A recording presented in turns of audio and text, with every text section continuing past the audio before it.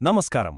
ఒకవేళ నాయకత్వం వహించడానికి ఉన్న అత్యుత్తమ మార్గం బోధించడం ఆపేయడమే అయితే వినడానికి కొంచెం విచిత్రంగా ఉంది కదూ.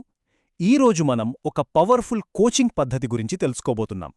ఇది కేవలం సూచనలు ఇవ్వడంపై కాదు, ఎదుటివారిలో ఉన్న సామర్థ్యాన్ని వెలికితీయడంపై దృష్టి పెడుతుంది. ఇది ఆత్మీయ ఉద్యమాలను ఎలా మారుస్తుందో లోతుగా చూద్దాం. అవును, ఇది చాలా విచిత్రంగానే అనిపించవచ్చు, కానీ ఈ కోచింగ్ విధానానికి గుండెలాంటిది ఇదే. ఇందులో ఒకే ఒక్క ఆశ్చర్యకరమైన నియమం ఉంది. అదేంటంటే కోచ్ ఎట్టి పరిస్థితుల్లోనూ టీచ్ చేయకూడదు. మరి సలహాలు ఇవ్వకుండా ఒకరిని ఎలా శక్తివంతం చేయడలం, ఈ విశ్లేషణలో అదే చూడబోతున్నాం. ఈరోజు మనం ఈ 6 విషయాల గురించి చూడబోతున్నాం. అయితే ఇదంతా థీరీలా కాకుండా ప్రాక్టికల్గా అర్థం చేసుకోవడానికి మనం శామ్యుయల్ అనే ఒక కోచ్, ఫిలిప్ అనే ఒక వ్యక్తి మధ్య జరిగిన ఒక రియల్ కోచింగ్ సెషన్ని చూడబోతున్నాం. ఈ ప్రయాణంలో ఈ సిద్ధాంతం ఆచరణలో ఎలా పనిచేస్తుందో మనకు స్పష్టంగా అర్థమవుతుంది. సరే, ముందుగా ఈ పద్ధతి ఎందుకవసరమో అర్థం చేసుకుందాం. శిష్యులను తయారుచేసే ఉద్యమాలు లేదా డిఎంఎంలలో లక్ష్యం కేవలం కొద్దిమంది లీడర్స్ని తయారుచేయడం కాదు, ప్రతి విశ్వాసిని ఒక నాయకుడిగా మార్చడం. కానీ ఇక్కడే ఒక చిన్న సమస్య ఉంది. మనమెప్పుడూ లీడర్ చెప్పేది వినడానికి అలవాటుపడ్డాం కదా. దీనివల్ల చాలామంది సొంతంగా ఆలోచించడం మానేసి నిపుణులపై ఆధారపడిపోతారు. సో ఇక్కడే ఆ సర్ప్రైజింగ్ రోల్ మనకు ఉపయోగపడుతుంది. కోచ్ పాత్ర జవాబులివ్వడం కాదు, అసలైన గురువుతో అంటే పరిశుద్ధాత్మతో వాళ్లను కనెక్ట్ చేయడం. అంటే లీడర్ అనేవాడు ఒక టీచర్ కాదు, వాళ్ళొక బ్రిడ్జ్. వాళ్ల పని జ్ఞానాన్ని అందించడం కాదు, దేవుని స్వరానికి దారి చూపించడమే. మరి ఇలాంటి ఒక కొత్త రకమైన నాయకత్వాన్ని ఆచరణలో పెట్టాలంటే ఏదైనా టూల్ ఉండాలి కదా. ఆ టూలే ఈ IGRO ఫ్రేమ్వర్క్. ఇది చూడ్డానికి చాలా సింపుల్గా ఉంటుంది, కానీ చాలా శక్తివంతమైనది. ఒక సంభాషణకు ఇదొక మంచి రూపునిస్తుంది. ఓకే, ఈ చార్ట్ చూడండి. ఇదే మన గైడ్. ఐగ్రోలోని ప్రతి అక్షరానికి ఒక అర్థముంది. ఐ అంటే ఇన్వైట్, G అంటే గోల్, R అంటే రియాలిటీ, O అంటే ఆప్షన్స్ మరియు W అంటే విల్ డూ. ఈ 5 స్టెప్స్ ఫాలో అయితే ఒక మామూలు సంభాషణ కూడా ఒకరి జీవితంలో దేవుని చిత్తాన్ని కనుగొనే ఒక అద్భుతమైన ప్రయాణంగా మారిపోతుంది. సరే, శామ్యుయల్ ఫిలిప్ సంభాషణలోకి వెళ్లే ముందు ఈ 5 స్టెప్స్ ఏంటో క్విక్గా చూసేద్దాం. ఇన్వైట్ అంటే ఒక సేఫ్ స్పేస్ క్రియేట్ చేయడం. గోల్ అంటే దేవుడిచ్చిన విజన్ని క్లియర్ చేసుకోవడం. రియాలిటీ అంటే ఉన్న పరిస్థితిని ఒప్పుకోవడం. ఆప్షన్స్ అంటే దారులు వెతకడం. చివరిగా విల్ డూ అంటే ఒక యాక్షన్కి కమిట్ అవ్వడం. రైట్, ఇక మన కేస్ స్టడీలోకి వెళ్దాం.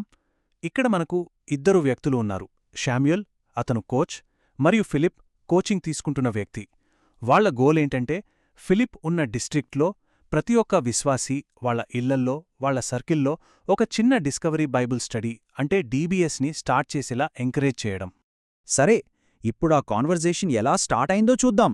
శామ్యుయల్ డైరెక్ట్గా పని ఏమైంది అని అడగడు. ఫస్ట్ అతను ఒక మంచి స్పిరిచువల్ అట్మాస్ఫియర్ ఎలా క్రియేట్ చేస్తాడో చూడండి.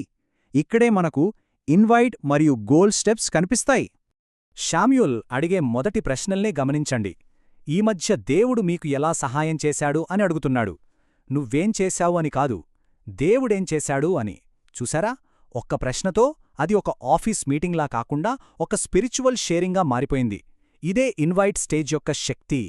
ఆ తర్వాత చూడండి, దేవుడు నీకు ఏం చూపిస్తున్నాడు, నీ లైఫ్లో ఏ మార్పు వస్తే నువ్వు సంతోషంగా ఉంటావు. శామ్యుయల్ ఎక్కడా కూడా నువ్విది చెయ్యి అని చెప్పట్లేదు. ఆ గోల్ ఫిలిప్ హృదయంలోంచే బయటకొచ్చేలా చేస్తున్నాడు. ఆ ప్రశ్నల ఫలితంగానే ఫిలిప్ తన గోల్ని చాలా క్లియర్గా చెప్పగలిగాడు. ప్రతి చర్చ్లో కనీసం 5 ఇళ్లలో DBS స్టార్ట్ అవ్వాలి. అది కూడా లీడర్స్ కాదు, మామూలు విశ్వాసులే నడిపించాలి. ఇది తన కోసం దేవుడిచ్చిన విజన్ అని గ్రహించాడు. ఇప్పుడు ఆ గోల్కి ఓనర్ శామ్యుయల్ కాదు, ఫిలిప్. ఓకే, గోల్ అయితే చాలా బావుంది, కానీ గ్రౌండ్ రియాలిటీ ఏంటి?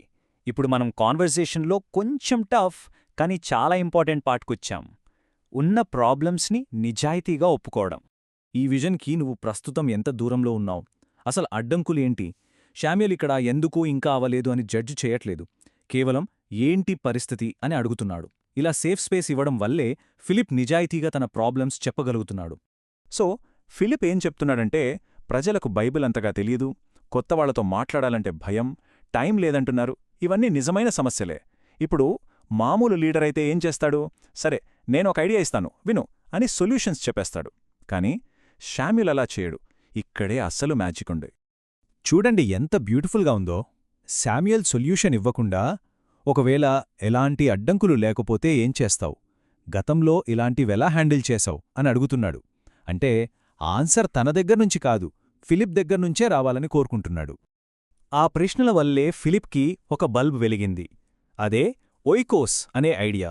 ఓయికోస్ అంటే గ్రీక్లో ఇల్లు, అంటే మన సర్కిల్ ఆఫ్ ఇన్ఫ్లుయెన్స్, మన ఫ్యామిలీ, ఫ్రెండ్స్, నేబర్స్. అపరిచితుల దగ్గరికి వెళ్లాలనే భయం ఉన్నప్పుడు మనకు బాగా తెలిసిన వాళ్లతోనే ఎందుకు స్టార్ట్ చేయకూడదు? ఈ ఐడియా శామ్యూల్నివ్వలేదు, అది ఫిలిప్ లోపల్నుంచే వచ్చింది. సూపర్, మంచి ఐడియాలొచ్చాయి.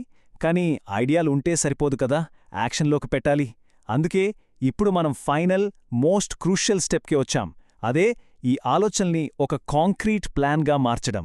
సరే, నువ్వు తీసుకోబోయే మొట్టమొదటి స్టెప్ ఏంటి? ఈ వారం ఖచ్చితంగా ఏం చేస్తావు? ఈ స్టెప్ తీసుకోవడానికి నువ్వు ఎంత రెడీగా ఉన్నావు? చూసారా ఈ ప్రశ్నలు? ఏదో చేస్తాలే అనే జనరల్ ఆన్సర్కి ఇక్కడ ఛాన్స్ లేదు. చాలా స్పెసిఫిక్గా కమిట్మెంట్ని క్రియేట్ చేస్తున్నాయి. ఫైనల్గా ఫిలిప్ ప్లాన్ ఎంత క్లియర్గా ఉందో చూడండి. ఈ వారం 5 మంది కీ లీడర్స్ని కలుస్తాడు. వాళ్ళ ఇళ్లలోనే పర్సనల్గా ఒక డీబేస్ చేసి చూపిస్తాడు. తర్వాత వాళ్లతో వీక్లీ ఫాలోఅప్ చేస్తాడు. ఇక్కడ అద్భుతమైన విషయమేంటంటే, కోచ్ ఒక్కటంటే ఒక్క సలహా కూడా ఇవ్వలేదు. అయినా ఇంత పవర్ఫుల్ యాక్షన్ ప్లాన్ రెడీ అయింది. ఇది పూర్తిగా ఫిలిప్ ప్లాన్ కాబట్టి దీన్ని చేయడానికి అతనికి ఫుల్ మోటివేషన్ ఉంటుంది. సో చూశారు కదా తేడా? ట్రెడిషనల్ మెథడ్లో లీడర్ చెప్తాడు, మనం వింటాం.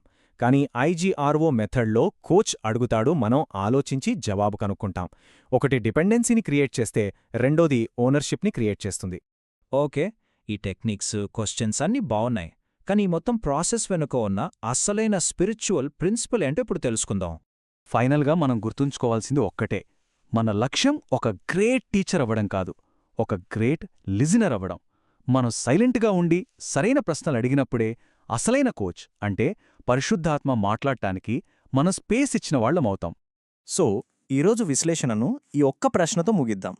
మన సర్కిల్లో మనం టీచింగ్ ఆపేసి క్వశ్చన్స్ అడగడం మొదలు పెట్టాల్సిన వాళ్ళు ఎవరున్నారు? ఒక్కసారి ఆలోచించండి.